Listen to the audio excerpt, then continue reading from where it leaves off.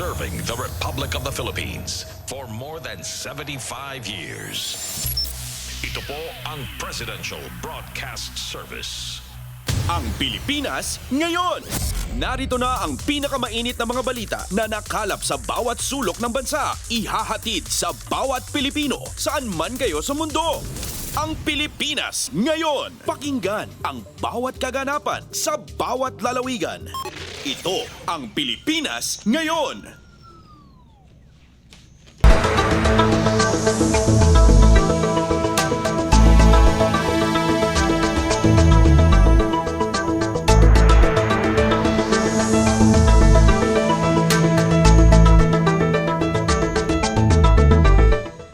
Magandang araw po sa ating mga tagapakinig. Welcome po muli sa ating programang Ang Pilipinas Ngayon. Napapakinggan po ninyo saan mang bahagi ng mundo sa pamamagitan na ating himpilang Radio Pilipinas World Service ng Presidential Broadcast Service. Napapakinggan po tayo sa mga sumusunod na shortwave frequencies sa 9.925 MHz, 12.120 MHz at 15.190 MHz.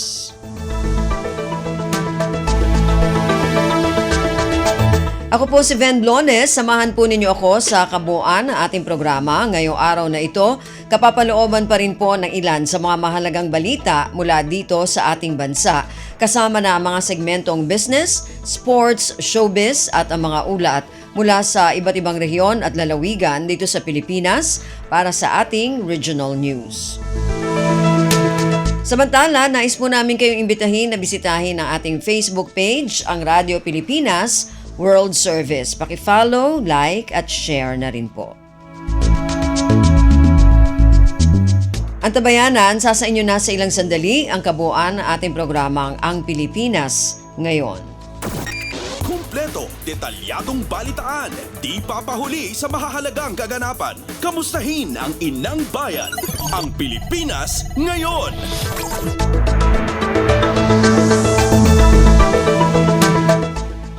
Sa ating mga balita, pinangunahan ni Pangulong Ferdinand Romualdez Marcos Jr. ang isang town hall consultation kasama ang mga magsasaka at mangingisda sa Barangay San Roque, San Jose Occidental, Mindoro nitong Martes, Abril 23. Inilunsad ni Pangulong Marcos ang isang open forum kasama ang mga apektadong sektor bago ang pagbibigay nito ng mensahe. Inilatag ng pamahalaang panlalawigan ng Occidental Mindoro ang mga programa at proyekto na layong maibsan ang epekto ng El Nino sa agricultural productivity. Narito ang naging kabuuan ng Town Hall Consultation kasama si Pangulong Ferdinand Romualdez Marcos Jr. Sa pagkakataong ito, atin na pong binubuksan ang open forum. Para po sa unang katanungan, tinatawagan po natin si Ginang Constancia Gilas, ang General Manager ng Lourdes Multipurpose Cooperative ng San Jose Occidental, Mindoro, para po magbigay ng kanyang katanungan sa ating mga panelists. Magandang tanghali po, mahal na Pangulo, at sa ating mga bisita. Ito po ang aming katanungan. Ano ang maitutulong po ng gobyerno upang ma-regulate ang presyo ng sibuyas? Pag may importation po kasi, hirap kaming magsasaka sa marketing at mababang farm gate price ng sibuyas.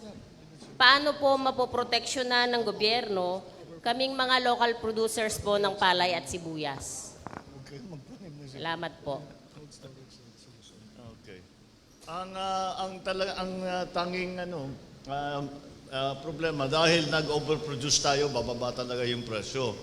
Pero para makabawi naman na hindi kailangan ipagbili kaagad ay yung cold storage. Kaya maglalagay tayo ng cold storage at meron tayong mga bagong design para sa cold storage kasi naging problema talaga dito sa inyo yung mahal ang kuryente.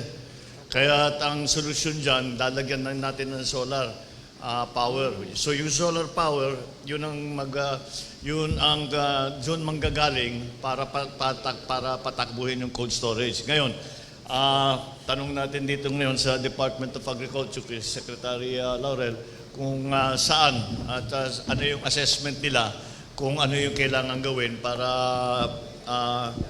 anong area ang pinakamainam para makatulong dito nga sa pag-ipon ng hindi lamang sibuyas, kundi lahat ng mga gulay, pati isda, pwede rin natin gamitin dyan.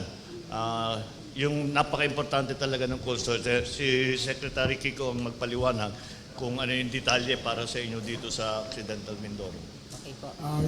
Salamat po, Mr. President. Salamat sa inyong tanong. Okay po. Basically, meron tayong gagawing dalawang ginagawang cold storage ngayon, isa sa San Jose, isa sa Magsaysay. Bawat isang cold storage will have a capacity of 1,400 tons. Tapos sa 2025 next year, nakaprograma kami, magdadagdag pa kami ng 5 cold storage to be finalized lang with this year's budget, no?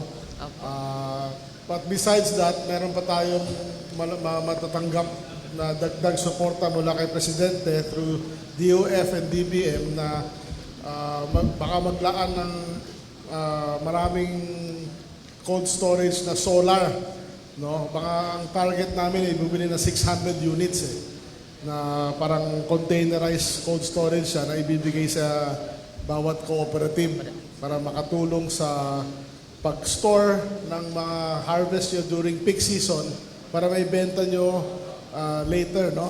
At hindi sabay-sabay dumagsa sa merkado at bumagsak ang presyo ninyo. Pangalawa, meron tayong mga kadiwa center na major kadiwa centers na ilalagay sa Metro Manila, which is your main market ng Mindoro.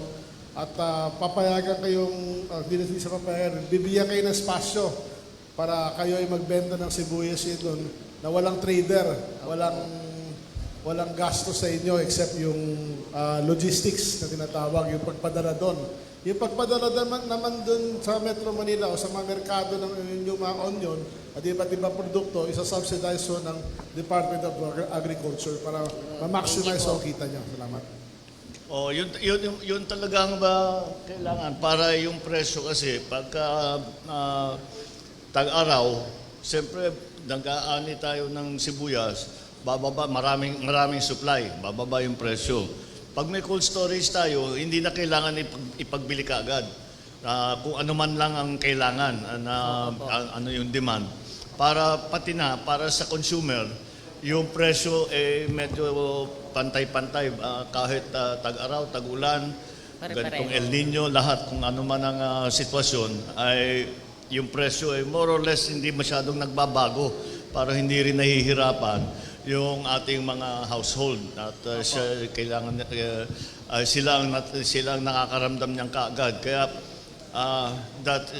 yun ang aming gagawin para pagandahin ang supply at hindi masyadong pabigla-bigla ang presyo ng hindi lamang sibuyas, kaya nasabi ko, iba't ibang gulay, pati isda, lahat ay pwede natin gamitin yung cold storage. Kaya ganun karami ang ilalagay natin dahil hindi lang dito sa Oriental Mindoro ang problema, sa Occidental Mindoro ang problema, kung hindi sa lahat ng probinsya natin, ganun din. Marami pang nasasayang na na gulay. Kaya kailangan talaga yung cold storage. At yun ang programa ng DA at nakapag-identify na kami ng iba't ibang lugar at doon natin kaagad ilalagay. Merong immediately na may parating pero by next year 5 pa. Additional na. Mas malaki na yung sa next year. So, maraming salamat po, mahal na Pangulo. Salamat po. Thank you. Maraming salamat. Ayan, maraming salamat po, Ginang Constancia Gilas, para sa inyong katanungan. Ang susunod naman po na magtatanong ay mula naman po sa Backyard Animal Raiser Agriculture Cooperative, si Ginoong Roberto Camero. Magandang tanghali po. Magandang tanghali. Ang tanong ko po, ano po yung maitutulong nyo sa mga nasa hog industry na mailink o maka-access ng market sa iba't ibang lugar o kaya sa Metro Manila? Yung livestock nila, kung saan ba sila makaka-access sa mga iba't market. Yun ang aming ginagawa. Para nga, ay yung pag-access para sa iba't ibang merkado, yun ang tinatrabaho ng Department of Trade and Industry. Dahil dinadala yung mga maliliit na negosyante at tuturuan natin ng paano gumamit ng internet. Paano dapat i-connect muna, tapos kung paano gamitin para yung mga kahit sa Maynila, pwede na ninyong kausap na diretsuhan. Yun din ang konsepto ng Kadiwa. Yung Kadiwa, walang middleman, wala nang trader. Mula sa nagsasaka ay diretso na sa merkado. Yun na lang yung logistics. Wala nang gumigitna na may kinikita pa. At hindi naman kumikita ang gobyerno dahil hindi yan ang trabaho namin. Hindi namin trabaho yung kumita. Ang trabaho namin ay maging mas magandang sistema. So, yun ang mga access na ating, yung mga access na ganun, yun ang ating mga ginagawa ngayon. At mabuti na lang, may mga bagong technology na pwede natin gamitin. Isa na nga dun yung internet. Pero kailangan din nating ayusin na pagka yung mga kagaya ng mga cold storage, kagaya ng mga post-harvest facilities, lahat yan, pati slaughterhouse, lahat yan ay pararamihin muna natin para maging mas maganda. Ulit, pareho nung sibuyas, para maging mas maganda ang presyo at hindi pa bago-bago na basta't may nangyayaring konti, umulan ng konti o napeste ng konti, yun ang nagkakaproblema kaagad. Oh, sige, go. Oh, pati na palang refrigerator truck, meron na tayo. Si Sec Kiko ang magpaliwanag. Sir, yung besides sa nabanggit ho ni Presidente, ang programa ho natin is unang-una may Inspire program tayo na bibigyan tayo ng pera at budget para mag-repopulate, no? Maglalagay rin tayo ng mga slaughterhouse, tsaka katabi ng slaughterhouse is cutting facility, yung pagkatay ng baboy para mag-value added. At then yun na nga, i-link ko yan katulad sinabi ni Presidente sa Kadiwa with the help of DTI and we will support dun sa transport din ng inyong mga produkto sa mga Kadiwa centers na itatayo natin sa Metro Manila, tapos of course lalawak ko yan as the time goes by. So hopefully with that, ma-stabilize natin ang presyo ng pork sa merkado sa buong Pilipinas at tumaas din ang inyong kita or selling price on average at mabawasan din ang trading ng mga traders. Thank you. Thank you po. Ayan, maraming... Kumusta yung sitwasyon sa swine flu dito? Tungkol po Marami bang na peste? may iba't ibang lugar na po ang din na po ng ASF, iba't ibang bayan na kung saan ay medyo apektado na po yung ibang bayan. Sige. Kasi nagkaroon mayroon ng ang Vietnam nakapag-produce na ng bakuna para sa baboy, para sa swine flu. At namimili tayo, tuloy-tuloy kasi kakasimula lang. Pero June, July will be receiving. Sige, magro-roll out na ng bakuna ng siguro Hulyo.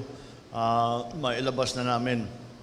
Dahil inaantay pa natin yung production ng bakuna sa Vietnam. Doon tayo kumukuha at silang nakapag-develop ng vaccine para sa swine flu.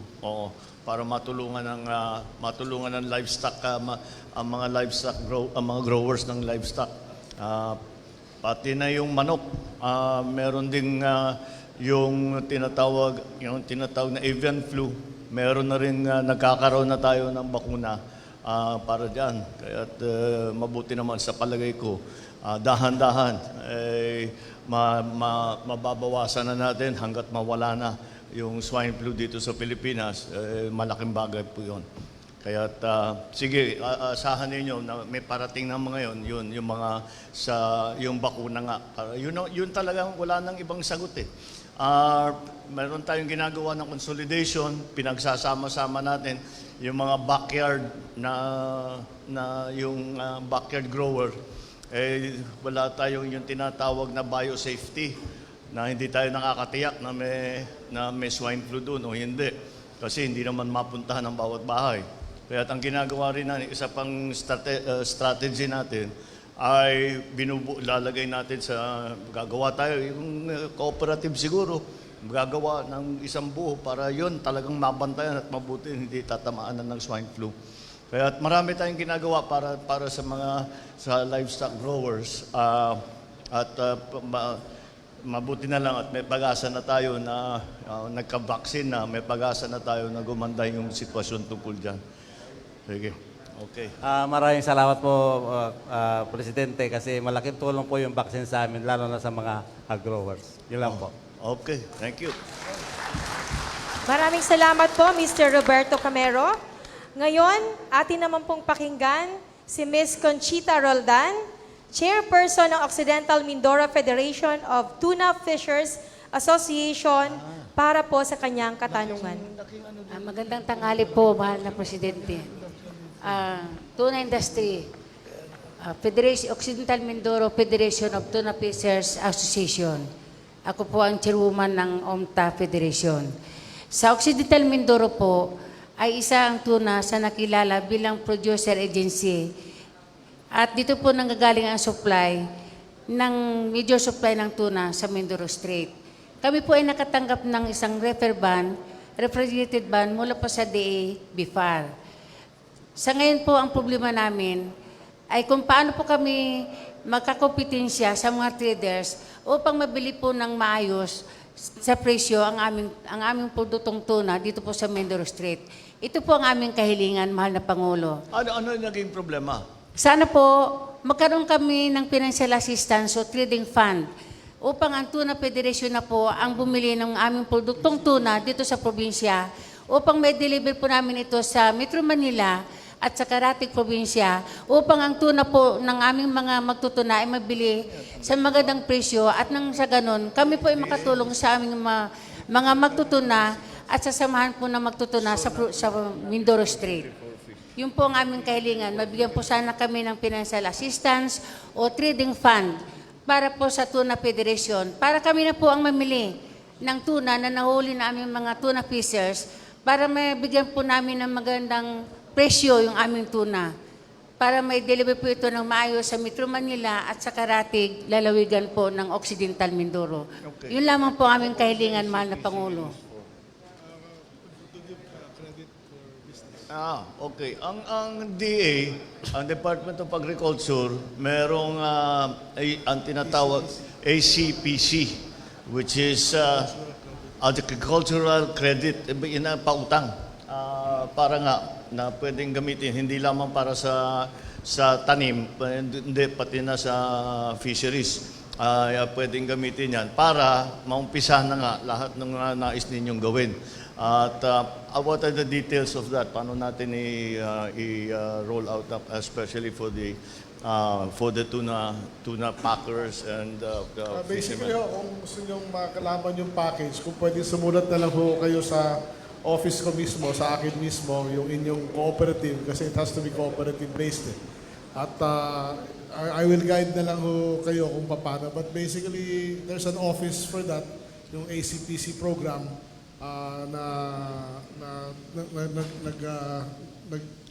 nag-survey, accredit, at nagbibigay ng loans for use in agriculture and fisheries. Oo. Yun ang pwede namin gawin. Kukuha tayo ng pondo doon. At siguro, maganda siguro kung makagawa kayo ng proposal para makita namin kung ano yung talagang kailangan, magkano ang kailangan, saan ilalagay, kung sabay-sabay kailangan yung pondo o every other month o kung ano paano yung sistema na gusto ninyong gawin. Para mapag-aralan namin sa Department of Agriculture at sa Department of Agriculture, maiplano namin yung pag-release na nga nitong pondo na ito. Okay, maraming salamat po, mahal na Pangulo. Ma'am, isulat ninyo ng proposal talaga na kasama na ang presyuhan, yung kung anong detalye pwede niyong ilagay na ninyo para hindi tayo pabalik-balik na nagtatanong kung paano ito, kung paano nilagay ninyo lahat ng impormasyon doon sa proposal ninyo para agad-agad may magagawa kami kagad. Sa totoo lang po, mahal na Pangulo, may dala na po kami yung proposal na kung saan ay well-prepared po kami. Katulong po namin ang NGO na WWF para po i-prepare yung aming proposal. Dala na po ng aming sekretary sa UMTA, si Chairman Jose Arlie Hara. Aha. Nandito po siya. Okay. So, pwede na po namin ipareserve, mahal na Pangulo. Oo, siyempre. Kasi sa totoo lang po, kawawa po yung aming mga TFPA, yung nanguli po ng tuna. Dahil po, pag nakahuli ng maraming tuna, ay binabarat po sila ng mga kasa. So, as a chairman po ng UMTA, tuwing meeting po namin, ay lagi pong pinaparating yung problema sa presyo ng tuna. Kaya naisipan po namin na pupunta kayo dito sa Bagong Pilipinas, San Jose, ay nag-prepare na po kami ng proposal para po sa mahal na Pangulo para mapag-aralan po yung aming kahilingan na sana po mabigyan kami ng puhunan para ang Tuna Federation na po ang mamili at para makatulong po kami sa aming mga membro para umangat naman po ang antas ng pamuhay ng mga ating mga magtutuna dito po sa probinsya ng Occidental Mindoro. Maraming salamat po, mahal na Pangulo. So buying ito. Sige. Yan ang gusto ko sa inyo. Nakaredy yung mga folder ninyo kagad. Tama yan. Kaya pala ikaw namumuno nung dahil i-receive lang namin itong isa. Iiwan namin sa inyo para meron kayong receive copy.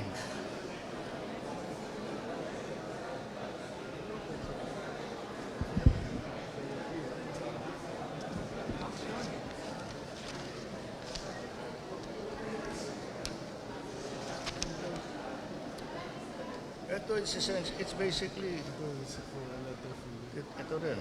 Ayan din, cold storage din. Ito binabasa namin yung sulat. Ito kailangan to. Yung ice making machine para sa mangingisda. Yung cold storage na pag-usapan na natin, meron dito portable solar ice making machine para doon siguro sa maliliit na bagsakan. Doon tayo maglalagay ng ice making machine. Para yun ang dadalhin ng pag tinatransport yung isda. At doon sa mga mangingisda, dadalhin nila doon sa bangka nila tapos pag may nahuli, ilalagay kaagad sa yelo para magkaroon tayo ng fresh na ano. Tapos Tuna Conservation Management Zone. Lalabas na sa FMA na natin yan. Papasok mo yun. Meron tayong fuel subsidy. Oo. Itong hinihingi yung fuel subsidy, meron na yan. Meron na tayong binibigay na para sa mga mangingisda dahil nga sa gumagamit sila ng crudo. Ito na yung huli kanina. Okay na yun. Ito na yung proposal nila. Maraming salamat po, mahal na Pangulo. Ito, importante ito Yung tuna meron na bang study dito yung sa Tuna Conservation Management Zone? Meron nang gumawa ng study nito para mapag-aralan na namin? Paulit po, mahal na Pangulo. Yung itong establishment, nakalagay dito sa sulat nyo, Establishment of Tuna Conservation Management Zone. Meron nang gumawa ng study dyan kung ano yung mga, saan ilalagay, paano pag-manage yan sa yung zone na yan. Kasi hindi naman basta't ihihiwalay natin at ipagbabawal natin makapasok yung iba, kailangan din na ma-manage yan Kasi siyempre pag fisheries, yung kanyang breeding ground, kailangan hindi nagagalaw, kailangan kung ano yung, kung minsan kailangan linisin yan. So kailangan namin ng plano para dito. Kung may gumawa na ng plano, pakibigay sa amin. Kung hindi pa, kami na nang gagawa. Ang BIFAR na ang pwedeng gumawa nito. Bali, katuwang po namin, mahal na Pangulo, ang NGO na WWF para po sa pagpaplano dyan sa sinasabi ninyo. Sila po yung NGO na tumutulong po sa Mindoro Strait, na kung saan po ang nasasakupan nito ay 6 na munisipyo. Yung Rizal, bayan po ng Rizal, Calintaan, Sablayan, Santa Cruz, Mambura po at saka Paluan. Yan po ang nasasakupan po ng Federation ng Tuna Fishers Association. So sa ngayon po, andito po yung aming kagalang-galang na Mayor Ernesto C. Pablo na tumutulong din po sa amin para po lalong mapaunlad ang pangisdaan sa bayan ng Rizal. So nandito po ang aming Mayor. At gusto ko rin pong iparating sa ating mahal na Pangulo, ang Federation of Fisher Folks Association of Rizal po ay mayroong ongoing project na funded ng World Bank through PRDP na ito po ay tuna processing plant. So ongoing project po siya at kaya meron din po kami resolution para po dyan sa puhunan sa pamimili ng tuna.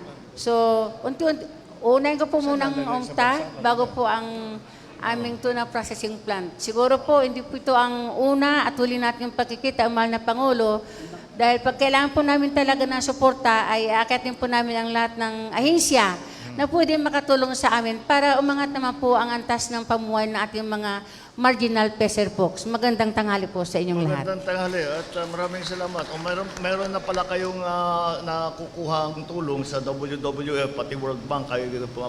So titignan namin kung ano yung plano nila. At siyempre,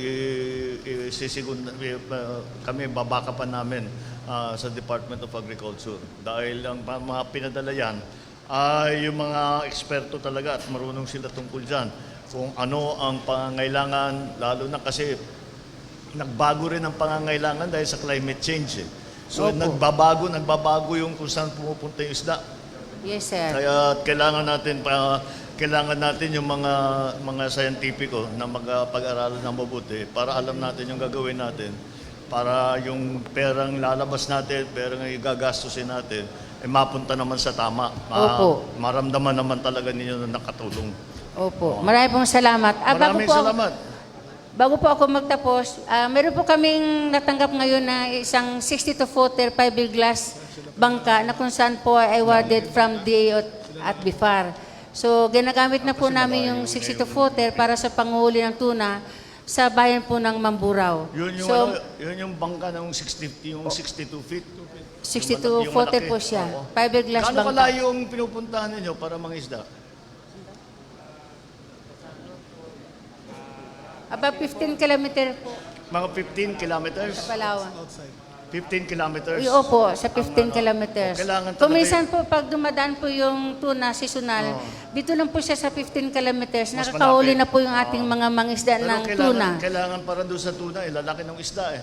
Kailangan mas malaki yung bangka. Oo. Kaya mabuti na meron na kayo nakuha ng 62-footer na bangka. Opo. Okay, maraming salamat. Maraming pong salamat po, mahal na Pangulo.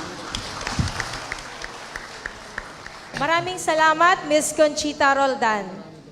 Dito po nagtatapos ang ating open forum at para po sa mga queries, concerns na hindi po na-accommodate ngayon, maaari po ninyo itong isulat at ito po ay tutugunan in writing ng aming mga concerned agencies.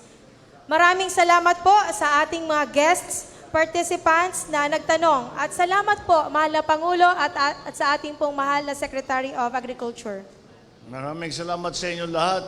At dapat ang tingin ninyo, nagsimula pa lang tayo.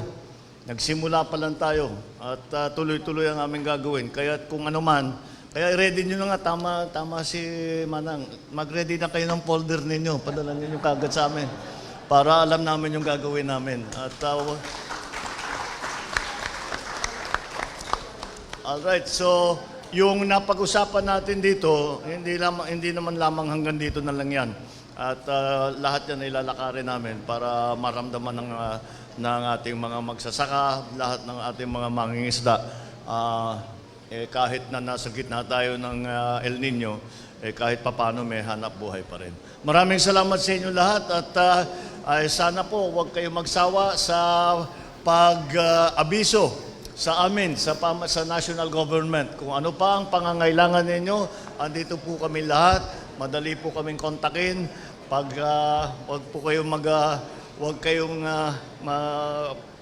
nagdadalawang isip na magpadala ng folder sa amin. Maraming salamat po. Si Pangulong Ferdinand Romualdez Marcos Jr. sa isinagawang Town Hall Consultation sa Occidental, Mindoro. Pasada ng mga balita mula sa Pilipinas para sa mga Pilipino saan man sa mundo. Ang Pilipinas ngayon.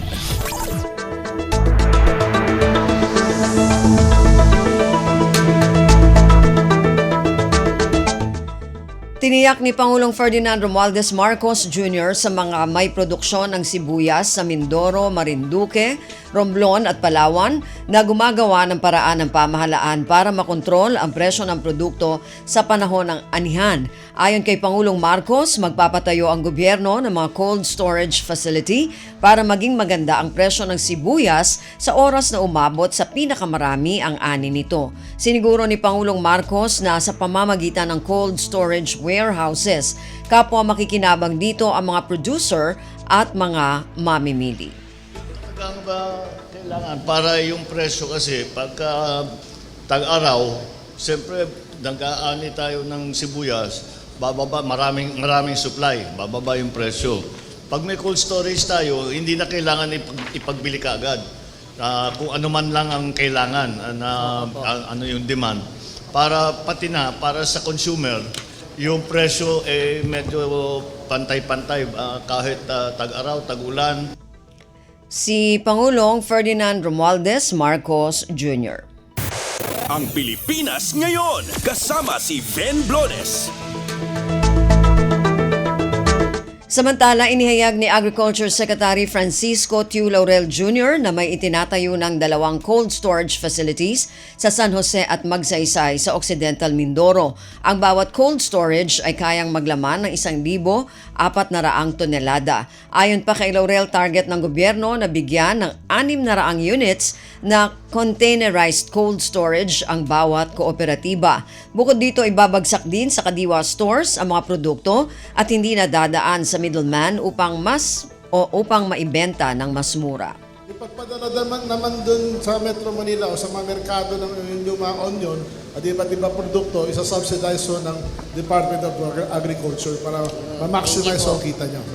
Si Agriculture Secretary Francisco Tiu Laurel Jr. Kumpleto, detalyadong balitaan, di papahuli sa mahahalagang kaganapan. Kamustahin ang inang bayan, ang Pilipinas ngayon.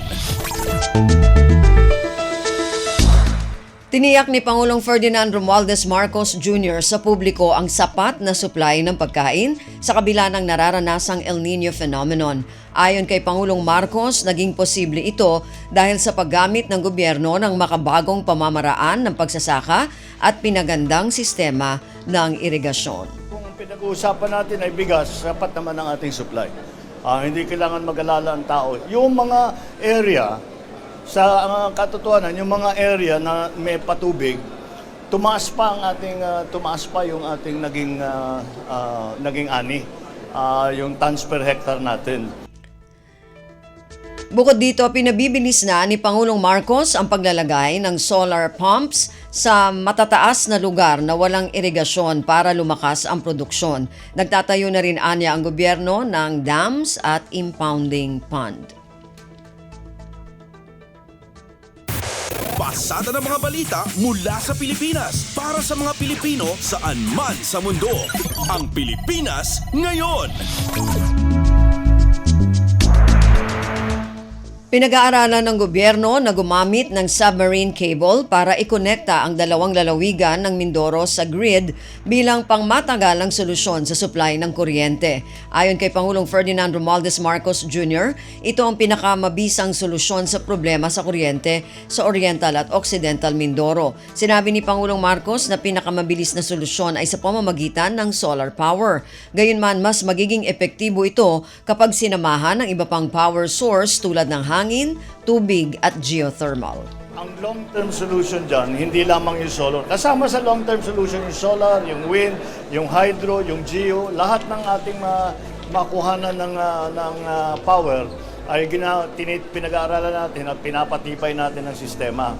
Pero sa Mindoro, both Oriental and Occidental, ang long-term solution is yung submarine cable para makabit na sa grid. Si Pangulong Ferdinand Romualdez Marcos Jr.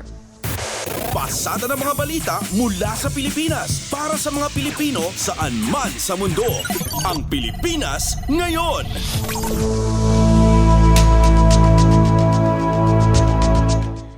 Dinipensahan ni Pangulong Ferdinand Romualdez Marcos Jr. si Vice President at Education Secretary Sara Duterte sa gitna ng mga panawagang bumitiw na ito sa gabinete. Ayon kay Pangulong Marcos, wala siyang nakikitang dahilan para magbitiw ang pangalawang Pangulo. Binigyang diin ng Pangulo na hindi na niya kailangan pang bigyang kasiguruhan ang mga bagay na ito dahil alam na ito ng Vice Presidente. She doesn't need my assurance. She knows that. Any of the cabinet secretaries will be replaced pag hindi nila ginagawa yung trabaho nila. All the other things are not part of the discussion. Pag hindi na kaya, nagkasakit, sabihin mo na, di papalitan ka namin. O hindi talaga marunong, o kurap, di ba? Tatanggalin ka talaga namin. Hindi naman ganun si Inday. Si Pangulong Ferdinand Romualdez Marcos Jr. Ang Pilipinas ngayon, kasama si Ven Blones. Malaking katanungan ayon sa Committee of Dangerous Drugs sa Kongreso ang pagsisiksikan ng mga Chinese national na sinasabing kumuha ng student visa para mag-aral sa Cagayan. Sa panayam ng Radyo Pilipinas, sinabi ni Committee Chairperson Robert Barbers na nakapagtataka na hindi sa mga bigating universidad nag-apply ang mga nasabing Chinese national. Anya, nakakaduda na pinili ng mga Chinese national ang Isabela na may EDCA site sa kabila ng pagiging bukas ng mga bigating universidad na tumanggap ng mga dayuhang estudyante.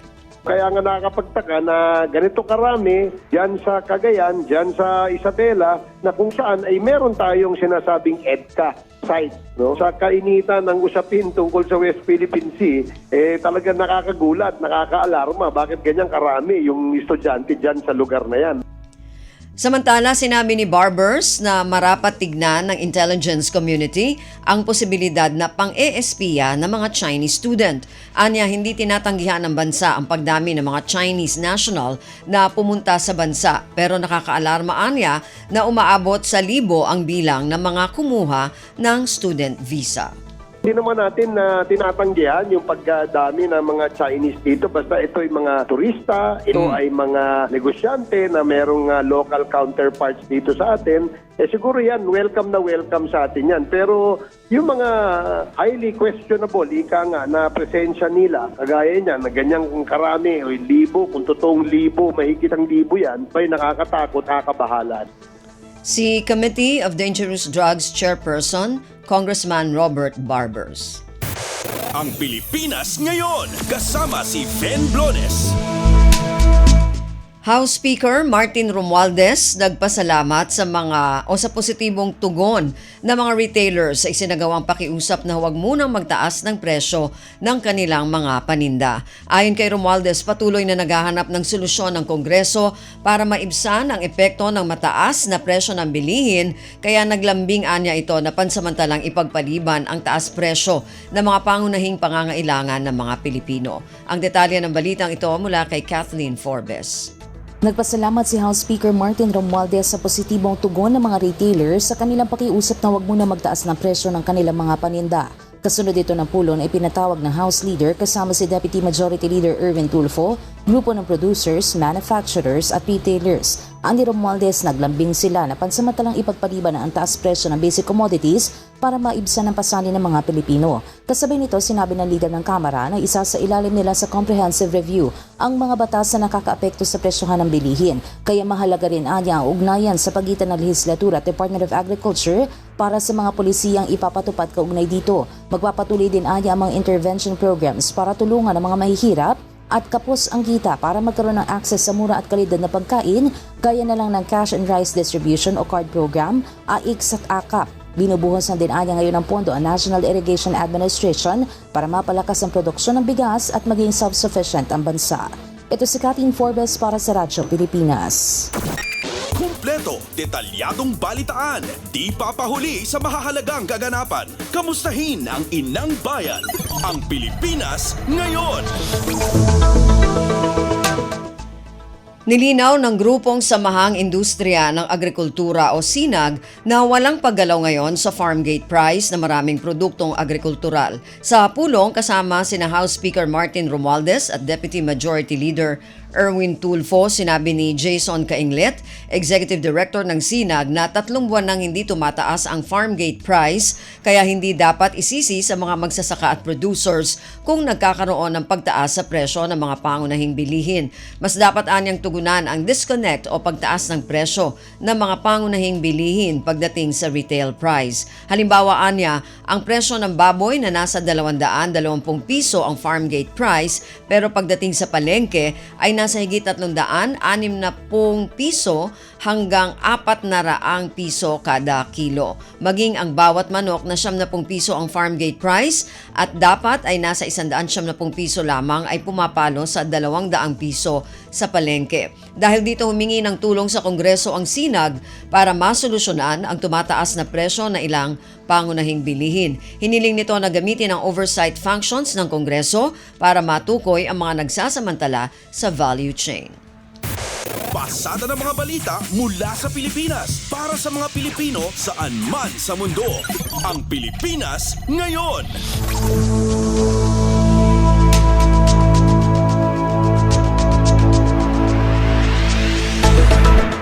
Lumikas si Pangulong Ferdinand Romualdez Marcos Jr. ng Interagency Group upang paghandaan ang bid sa hosting ng Loss and Damage Fund o LDF upang pabilisin ang access ng bansa sa mas maraming climate finance. Sa statement na inilabas ng Department of Finance, pangungunahan nito ang Technical Working Group sa paghahanda ng bansa sa LDF Board para sa taong 2024 hanggang 2026. Naniniwala si Finance Secretary Ralph Recto na handa ang Pilipinas sa hosting ng Loss and Damage Fund o LDF.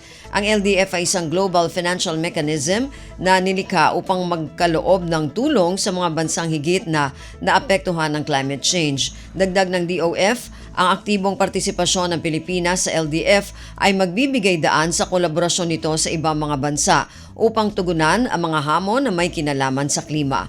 Pagkakataon din anya ito upang bigyang diin ng bansa ang mga inisyatibo sa climate adaptation and mitigation na masasabing game-changing. Ang Pilipinas Ngayon, kasama si Ven Blones.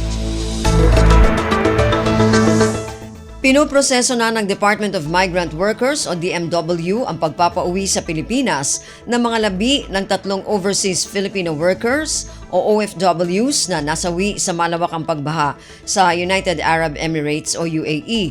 Sa isang pulong balitaan, sinabi ni Migrant Workers Officer in Charge Hans Leo Kakdak na isinasaayos na ang mga dokumento para makakuha ng death certificate at forensic report para tuluyan ng mapauwi ang mga labi ngayong linggo o bago mag-Abril 27. Sinabi rin ng opisyal na binisita niya sa Bacolor, Pampanga ang pamilya ng isa sa mga OFW na nasawi sa Dubai. Ito ay upang maipakita ang suporta at tiyak na tulong ng pamahalaan sa mga naulilang pamilya. Ayon kay Kakdak, magbibigay ang pamahalaan ng burial assistance, funeral assistance at tulong pinansyal. Samantala, patuloy ang isinasagawang relief operation ng Migrant Workers Office sa Dubai para bigyan ng tulong ang mga apektadong OFW. Kumpleto, detalyadong balitaan, di papahuli sa mahahalagang kaganapan. Kamustahin ang inang bayan, ang Pilipinas Ngayon.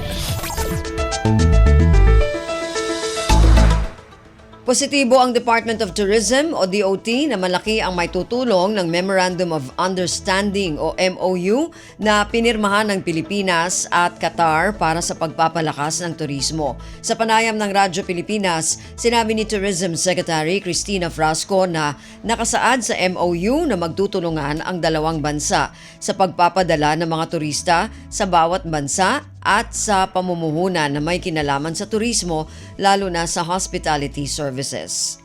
Nag-ipag-usap po tayo sa delegation nila to encourage tourism investments to be put in to the country, especially on the aspect of hotels, accommodations, and resorts. Para naman po mas dumami pa yung mga accommodations natin sa Pilipinas that offer global standard accommodations. Samantala, sinabi ni Frasco na may mga training para sa mga ahensya at mga stakeholder na nasa industriya ng turismo na magpapataas ng kalidad ng serbisyo at makakatulong sa pangkabuhayan sa bansa. We are going to be working together para naman po mas dumami pa yung business event sa Pilipinas. And these coordinations that we're going to be doing with the government of Qatar will unlock many opportunities for tourism expansion and growth sa ating bansa. Si Department of Tourism Secretary Cristina Frasco. Pasada ng mga balita mula sa Pilipinas para sa mga Pilipino saan man sa mundo. Ang Pilipinas Ngayon.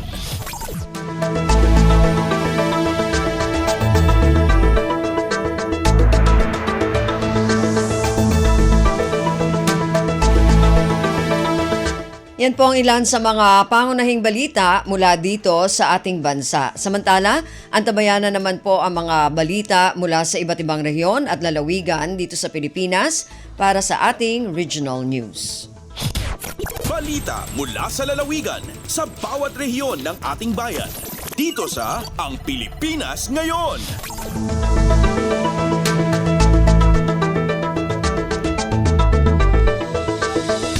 Dumako na tayo sa ating regional news. Unahin natin ang mga balita mula sa rehiyon ng Luzon.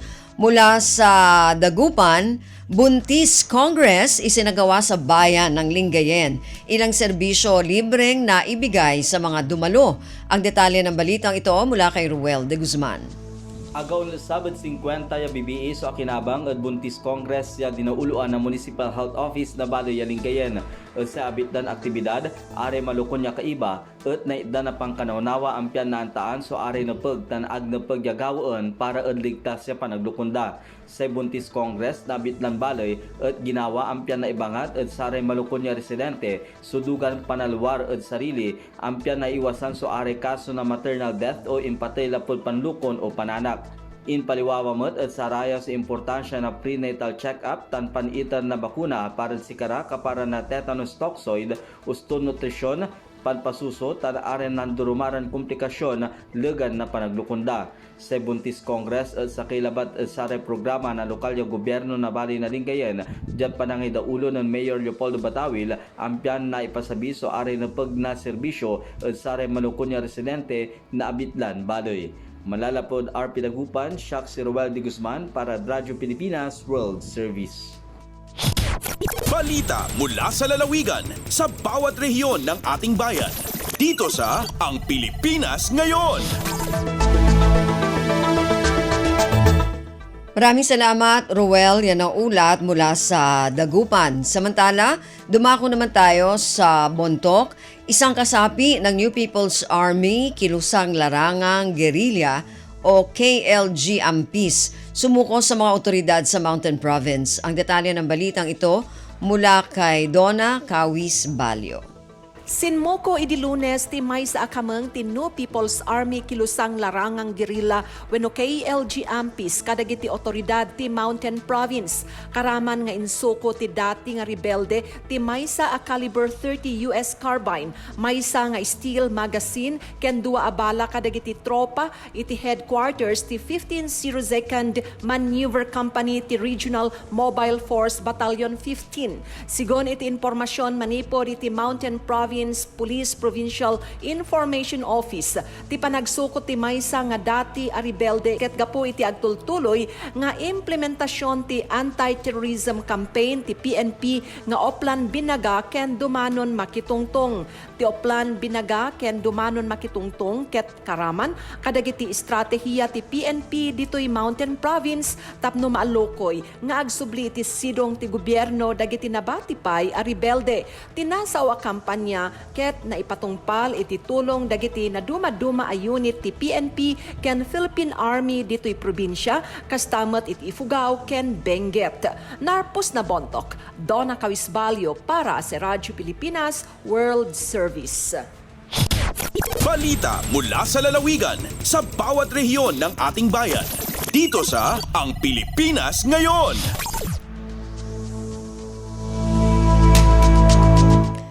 Maraming salamat, Donna. Yan ang ulat mula sa Bontoc. Samantala, Dumako naman tayo sa Lucena.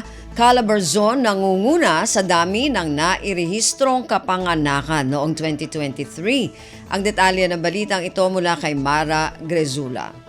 Nangunguna ang Calabarzon pagdating sa dami ng nairehistrong buhay na kapanganakan noong 2023 kumpara sa 16 pang rehiyon sa bansa. Sa panayam ng RP1 Lucena kay Registration Officer Marife Bautista ng PSA 4A, sinabi niyang batay sa kanilang pinakahuling datos, mahigit 147,600 ang ipinanganak sa rehiyon. Katumbas aniya ito ng tinatayang 20 sanggol na ipinanganak kada oras. Madaragdagan pa aniya ang bilang na ito dahil mula Enero hanggang Oktubre 2023 pa lamang ang kanilang naipoprosesong bilang mula sa mga lokal na talaang sibil. Sa 5 lalawigan ng rehiyon, ang Cavite ang nakapagtala ng pinakamaraming live birth, sumunod ang Rizal, Batangas, Laguna at pinakakaunti ang Quezon. Samantala sa buong Pilipinas, mahigit 971,000 ang nairehistrong kapanganakan sa nakalipas na taon. Mula sa RP Lucena, ito si Mara Grezula para sa Radyo Pilipinas World Service. Balita mula sa lalawigan sa bawat rehiyon ng ating bayan. Dito sa Ang Pilipinas Ngayon. Maraming salamat, Mara. Yan ang ulat mula sa Lucena. Samantala, dumako naman tayo sa Palawan. Pagbabawal sa paggamit ng single-use plastics. Pinaiigting ng pamahalaang panlalawigan ng Palawan. Ang detalye ng balitang ito mula kay Gillian Faye Ibanez. Impapabaskag iyang pamahalaang panlalawigan ng Palawan sa pagtabang iyang Provincial Environment and Natural Resources Office o PGNRO ang imbabawal na paggamit ig single-use plastics. Nagbuhat kamakailan ng inspeksyon ig information dissemination ng mga nag-orobra ng PGNRO sa iba-ibang opisina iyang provincial government iyang gusaling Kapitolyo. Sa idalamdigi ng humiral na Executive Order No. 78 Series of 2022 na imbabawal ang paggamit iyang single-use plastic sa bisinidad iyang pamahalaang panlalawigan. Maliban digi ang babawal ng paggamit yung mga plastic na katulad ng sandbag, plastic stirrer, roll bag, yung mga straw cup, utensils, imbuhat sa plastic, styrofoam. Katabit sa batas ang tanan ng mga kawani ang pamahalang panlalawigan ng Palawan sa silidi pasilidad kay iba ng mga ospital na impapangunahan ng pamahalang panlalawigan ng Palawan. Kabilang din digi ang maski sino ng mga tao na may transaksyon igbibisita sa Kapitolyo. Alindigi sa Puerto Princesa, Palawan, Jillian Ibanez, Radyo Pilipinas. Balita mula sa lalawigan sa bawat rehiyon ng ating bayan. Dito sa Ang Pilipinas Ngayon.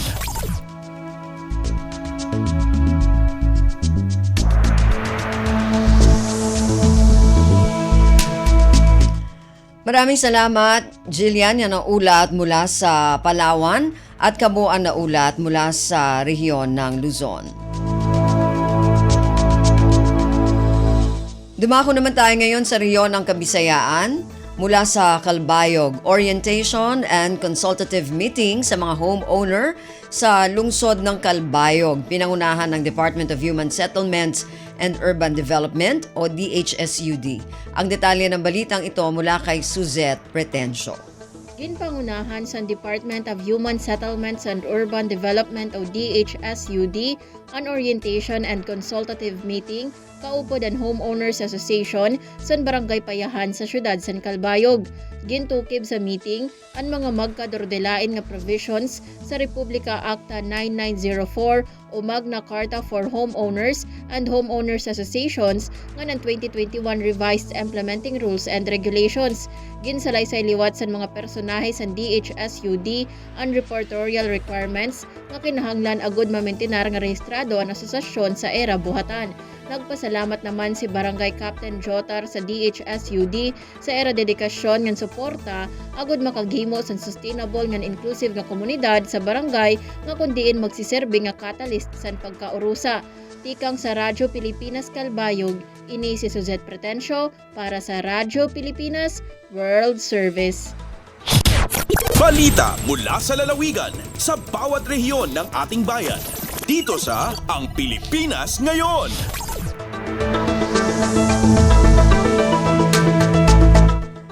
Maraming salamat, Suzette. Yan ang ulat mula sa Calbayog at kabuuan na ulat mula sa rehiyon ng Kabisayaan. Samantala, dumako naman tayo sa rehiyon ng Mindanao mula sa Tandag. 2024 HR Dashboard HR Management in the Local Government Seminar isinagawa ng lokal na pamahalaan ng Tandag. Ang detalye ng balitang ito mula kay Raymond Aplaya.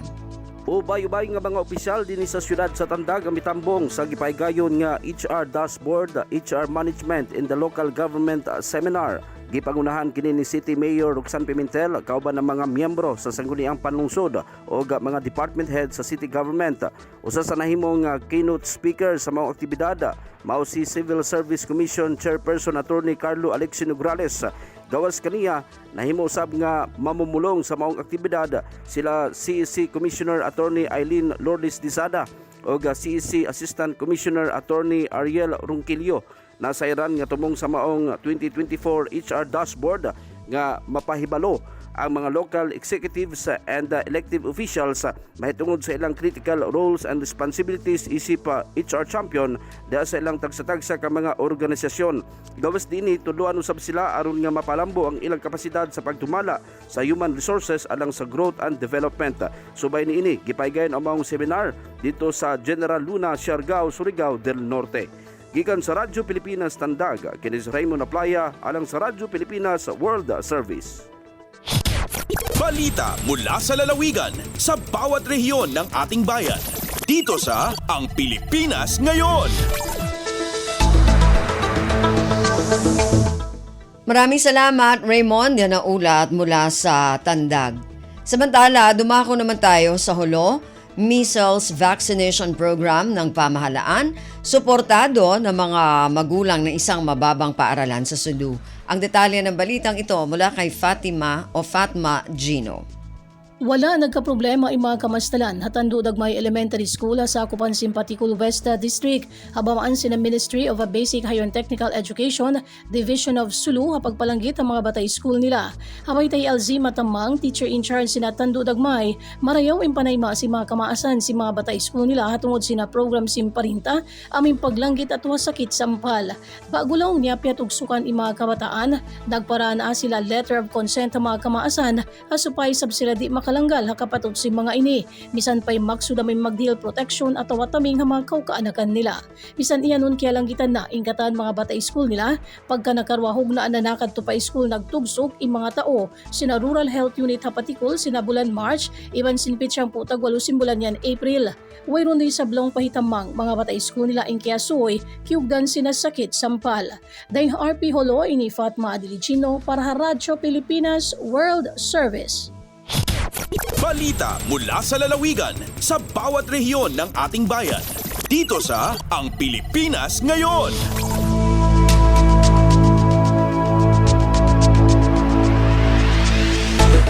Maraming salamat Fatma, yan ang ulat mula sa Hulo at kabuuan na ulat mula sa rehiyon ng Mindanao.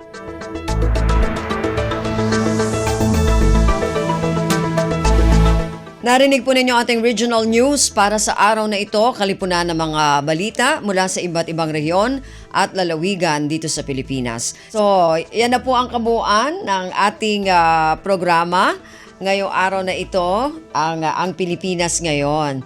Pero bago tayo magpaalam, syempre, magpapasalamat muna tayo sa mga nakasama natin sa ating programa ngayong araw na ito. Sa ating technical side, sina Milo Jonella, Susan Naison at Anthony Pimentel. Maraming salamat din sa ating mga executive producer ngayong araw na ito kay na Stephanie Vicente at kay Jerome Toledo. At syempre, maraming salamat din sa ating station manager na si Mr. Ray Sampang. Hanggang sa susunod na edisyon na ating programang Ang Pilipinas Ngayon, ako pong muli si Ven Blones. Maraming salamat po at mabuhay po tayong mga Pilipino. At yan ang Pilipinas Ngayon. Muling samahan si Ven Blones sa parehong oras at alamin ang pinakahuling mga kaganapan at balita saan man kayo naroon. Ang Pilipinas Ngayon.